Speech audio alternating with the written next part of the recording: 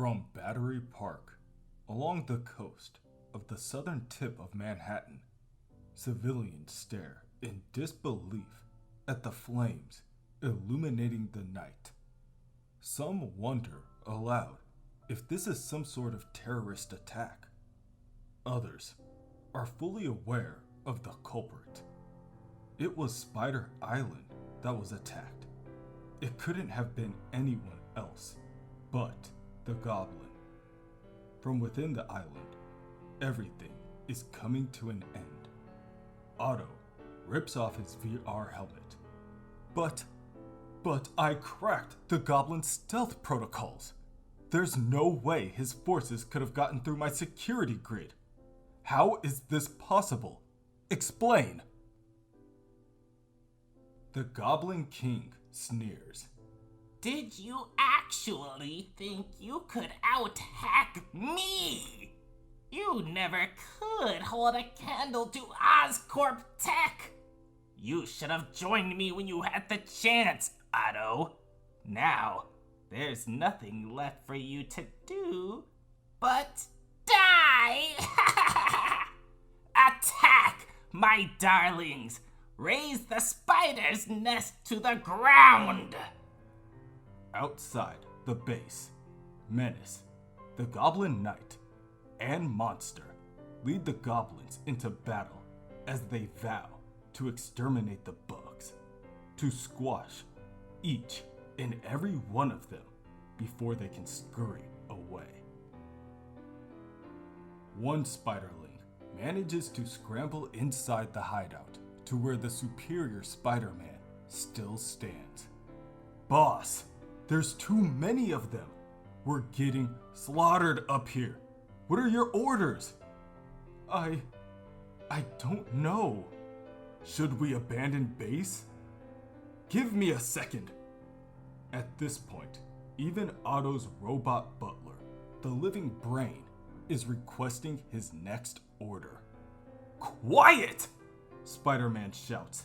All of you! I'm trying to think! Come on, boss. Snap out of it. We don't have time to. At that moment, a pumpkin bomb rolls into the room and detonates.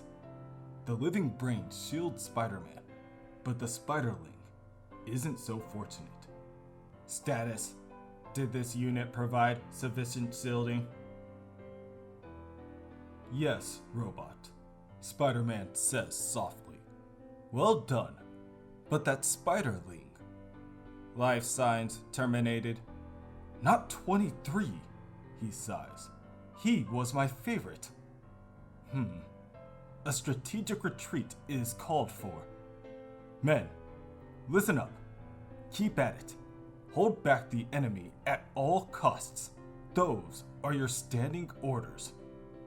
While Spider-Man's men are butchered one by one, he makes his getaway by jumping on the back of the living brain and uses him as a makeshift motorboat.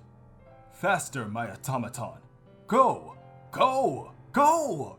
This equipment is invaluable. Ensuring its safety is top priority. I have it! Set a course for Pier 64. Alert. Hostiles are within range. Fine! Then go where they can't follow. Submerge, robot! Elsewhere, within the mindscape, Peter Parker is realizing he's in too deep. He didn't want Doc Ock to know he was back, that Peter Parker was walking around in their shared psyche. So, he tried hiding inside Otto's memories, but it backfired. Now, Peter's stuck, living out Otto's entire life, trapped in a childhood of suffocating love and brutal, unrelenting rage. He has to remind himself these are not his parents. He was raised better than this. He is not Otto Octavius. He is Peter Parker. But the lines keep blurring. They're alike in so many ways. Escaping into science and studies, enduring bullies at school, the constant beatings at home. No, that's not right. The constant smothering. Stop it, Peter thinks. That never happened to me. No matter what, if I'm going to survive in here, I have to hold on to one thought. I have to remember, I am not Otto Octavius. I am Peter Parker. Elsewhere, on Spider Island, or what little remains of it, each of the good goblin's warriors kneel before their king as he hovers down on his glider and welcomes them. Ah, my perfect soldiers, all in a row. How precious. Good work today, puppets. Gold stars all around. And look what you've given me. An empire in ruins. Happened to me once. Never again. So, tell me, any loose ends? Dangling threads? And by that, I mean the web spinner. Where is he? Speak. The Goblin Knight nervously steps forward. He got away. He's gone. Of course he is. The king grins. Doesn't matter. I know his every weakness. All the ways to draw him out. Go, my Goblin Nation. You have your targets. Let the spider know. Until I see his little webbed head again, no one is safe. In Midtown Manhattan, on the front steps of the Alchemex corporate property, Mayor J. Jonah Jameson makes an important announcement to the press. He tells the people of New York to remain calm, that there's nothing to fear, not while he's in charge. Under his administration, New York's held off giant mutant spiders, mad scientists, aliens, ninjas, and whatever cockamamie thing you can think of. And today is no different. That's why he's calling the press there, to put their minds at ease. Thanks to both the mayor's own quick thinking and a new city contract with the fine people at Alchemax, the NYPD's anti-spider patrol has been upgraded into a fleet of goblin slayers.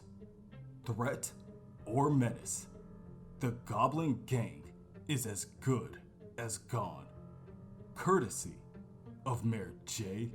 Jonah Jameson. From Brooklyn, Mary Jane Watson watches the news unfold from her apartment couch, and she's wise enough to know it doesn't matter what Jameson's calling them. Those are spider slayers. She's seen this before. She just wonders why the mayor's been hiding them. Why not bring them out sooner? The goblins have been running rampant for a month. At that moment, two of the goblin children break through the apartment window, fluttering their wings wildly and flinging shards of glass into the air. It's the two former vulture children who threw Mary Jane off a roof and attacked her nightclub, back again to torment her. However, the children didn't realize that Mary Jane could be considered a veteran when it comes to dealing with costumed extras. She rushes to her Cabela's brand safe, withdraws a pair of web shooters, and quickly equips them before webbing the children to the living room wall. It doesn't take her long after that to figure out the goblin is after her because her connection to both Spider-Man and Peter Parker. However, what the goblin doesn't realize is that Mary Jane has seen it all before. She knows this is all just one big game, and she knows how the game is played. So, now, that makes her the wild card. Behind Parker Industries, Otto and the Living Brain exit the water and stomp their way through Pier 64 to the back entrance of the building. Sajani Jaffrey, livid, screams out, "Parker, where have you been? You've been missing for a whole month from your own company, and you left me holding the bag. And I'm sure you did an adequate job, Miss Jaffrey, but now if you'll excuse me, I have to." "No, you don't do this. You don't show up out of nowhere with your robot butler. Wait, he's webbed up with... Is that Spider-Man's equipment?" "Yes, you're very observant. It is. Goblins are attacking all over the city, and you bring Spider-Man's tech here. Spider-Man asked me to our place of business." "Tone, Miss Jaffrey. I will not be spoken to that way. We're also being staked out by the cops because of you." "Me?" Otto asks innocently. "What for?" "The disappearance of your ex-girlfriend, Officer Carly Cooper." "Carly? That's not good at all. She knows things." "Yeah," Sajani scoffs. "That doesn't sound at all suspicious." At that moment, the Wraith leaps down from a nearby rooftop. "Agreed," she hisses. "That's why you need to talk, Mr. Parker." Not now," Otto stutters. "Who the hell is this?" Sajani gasps, clearly over the situation. The Wraith, urban vigilante, and secretly Police Captain Yuri Watanabe. She pretends to be a ghost, but it's all parlor tricks. Stolen Mysterio tech and fear gas. "What have you done with her, Parker?" "Absolutely nothing, you clod." "Confess." "To what?" "Everything I've said is true. Are we done now?" The Wraith's mask has the same facial recognition software and sensors as Otto's spider bots. They're telling her Otto is Parker, and that he's telling the truth. He will easily win here. Then, out of nowhere, Monster swoops in on her glider, screaming out, "Back off! Parker's mine!" "What?" the Wraith asks, looking around. "Who said that? Who's there? Show yourself."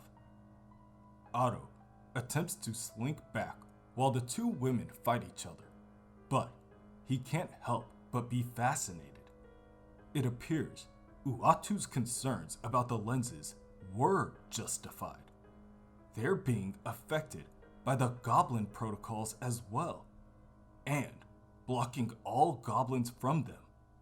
Monster flies back and attacks the Wraith from every direction, easily getting the best of her. When she's done, she approaches Otto. "Fascinating," he mutters. "I know why you're here. You think, since I build Spider-Man's tech, I know where to find him. I don't." "Really? And why do I think you're lying?" Monster asks, pulling off her mask. "I assure you, Miss... Sorry, and you are?" "They call me Monster, but you probably know me by a better name.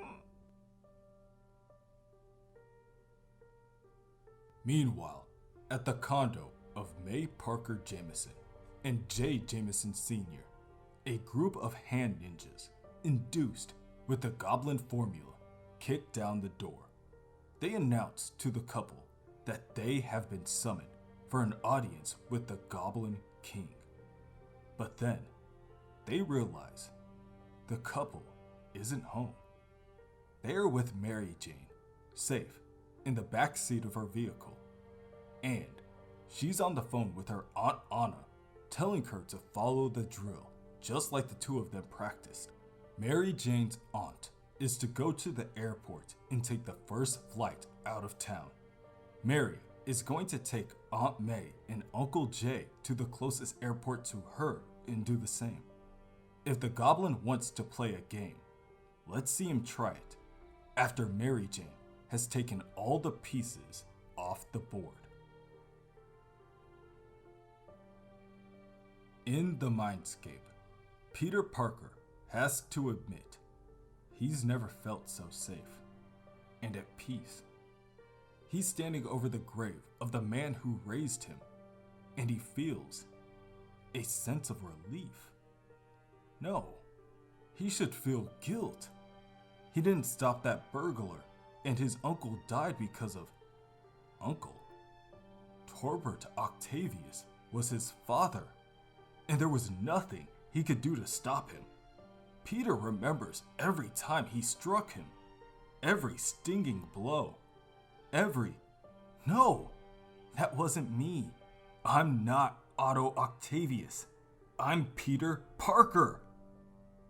He's trapped, stuck inside Otto's life, racing through college, free of Otto's father. Peter excels like never before, but there's still tormentors all around, lesser minds intimidated by his genius. Well, let them. Peter doesn't care, for with these arms, he shall do great things. They'll see. Then they'll be sorry they ever laughed at him. Wait, snap out of it, Pete. This isn't you. You're not. Oh God. The accident. Metal burning to my flesh, fusing to my body. The pain. Worse than anything I've ever imagined. Hold on. I can get through this, he thinks. I can.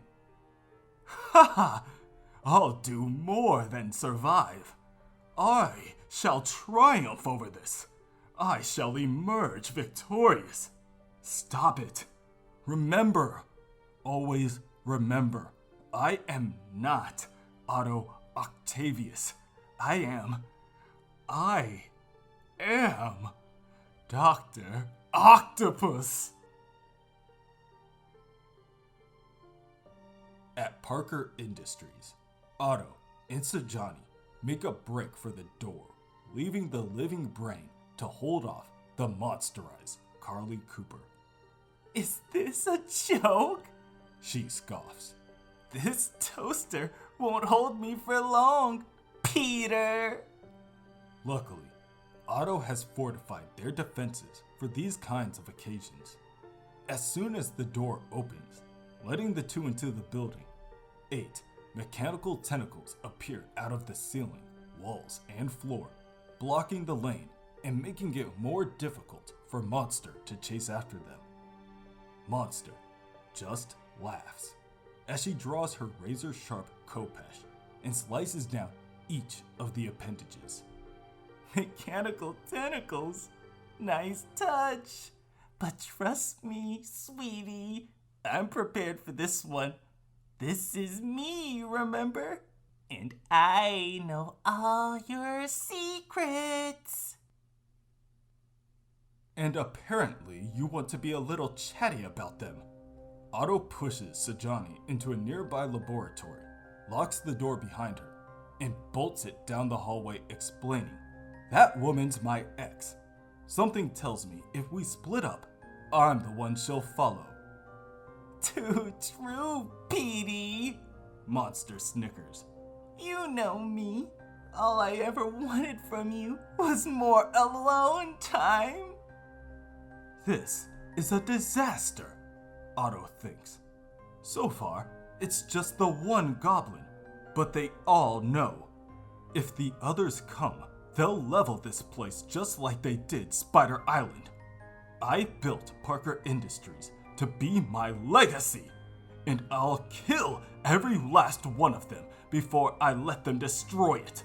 Even you, Ms. Cooper. It was foolish of you to come alone. Otto leaps into the air and kicks Monster off her glider. Stupid woman, you left me with no other choice but to... Uh-oh, you got me. Monster rubs the side of her head. Lucky shot, right in my earpiece. Now Osborn can't listen in. What? Otto squints his eyes and waits for his answer. What do you think, Otto?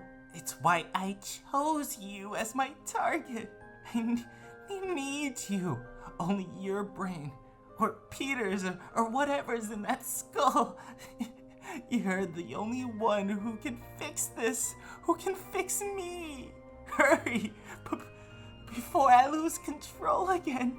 You have no idea what he has planned for you, for your world. And across town, at Empire State University, the Dean of Students announces that she is, due to the recent goblin attacks, shutting down the campus until further notice. All of the remaining students gather their things and make their way off school property, Anna Maria Marconi included. But that's when something strange happens.